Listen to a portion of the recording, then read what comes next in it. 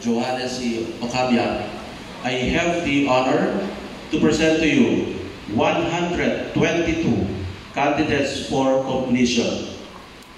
40 of them are males and 82 females. I certify that they have satisfactorily completed the requirements for completion of the junior high school curriculum as prescribed by the Department of Education, Republic of the Philippines.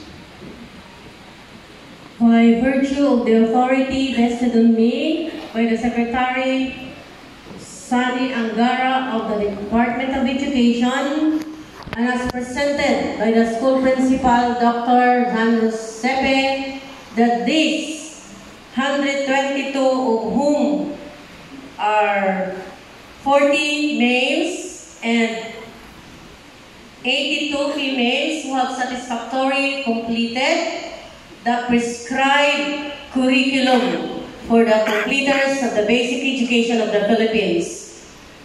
I now confirm